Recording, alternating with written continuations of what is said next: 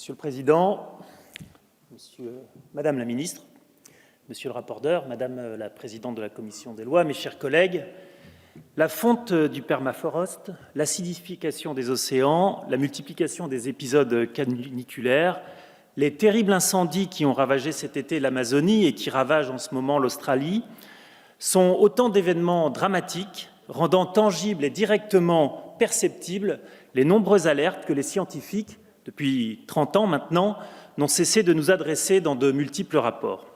Le constat est terrifiant. Nous atteignons les limites planétaires. Et sans changement de trajectoire, les conditions de vie sur Terre, pour l'humanité, sont menacées.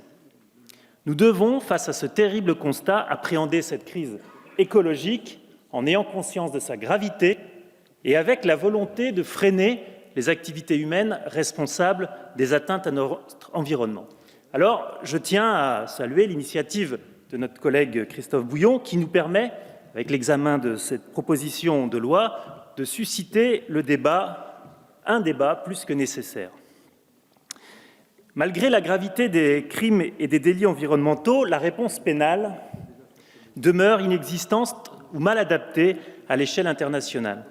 On recense actuellement plus de 500 traités multilatéraux relatifs à la protection de l'environnement. Une telle profusion de textes masque mal le manque d'effectivité et d'efficacité du droit international en la matière. Les raisons tiennent en partie à la dispersion, au caractère symbolique et non contraignant, à la complexité des normes internationales de nature environnementale.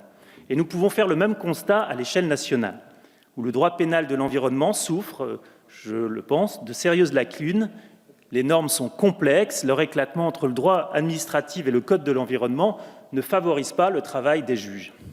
C'est un fait, cette dispersion met à mal son application par les magistrats et le peu de sentences prononcées donne le sentiment d'une impunité accordée aux auteurs de ces infractions. Alors, est-ce que créer un crime d'écocide est la solution ?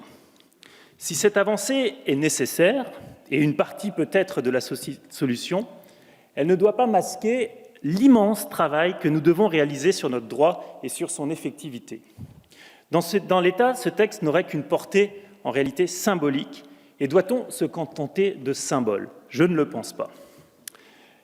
Qu'il soit le fait de mafias faisant commerce illégal d'espaces protégés ou de multinationales dont certaines activités sont insuffisamment encadrées, nous savons aujourd'hui que face à la difficulté de rassembler autour de la conception d'un droit international, la piste nationale est privilégiée par vous, les auteurs et les défenseurs de la reconnaissance de l'écocide.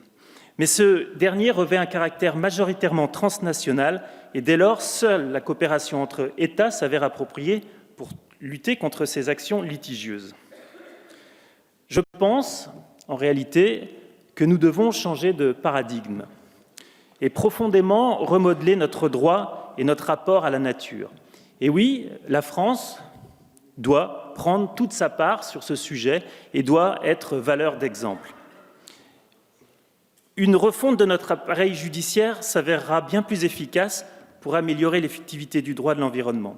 Le 24 janvier 2019, la ministre de la Justice et le ministre de la Transition écologique et solidaire ont lancé une mission « Justice pour l'environnement ». Nous espérons que des propositions concrètes seront formulées pour améliorer l'efficience de notre droit. Mais sans présumer des conclusions de cette mission, permettez-moi de proposer 4 pistes. En réalité, dans notre rapport au droit et à la nature, nous devons complètement changer de paradigme. Et nous devons imaginer un droit qui devienne tuteur et protecteur de la nature. Alors, la première de ces pistes est une piste ambitieuse qui demandera une réflexion sans doute poussée, approfondie, qui dépasse le cadre de cette PPL. Et il s'agit de la création d'une personnalité juridique des écosystèmes vivants.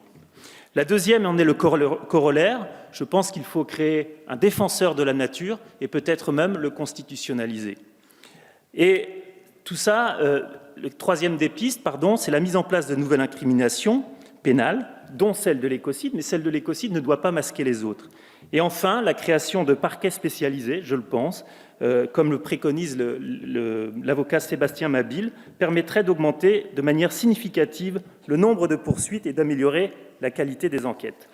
Ainsi, bien qu'intéressante sur le principe, la proposition de loi qui nous est soumise aujourd'hui reste largement symbolique et ne semble pas pouvoir produire d'effets juridiques immédiats.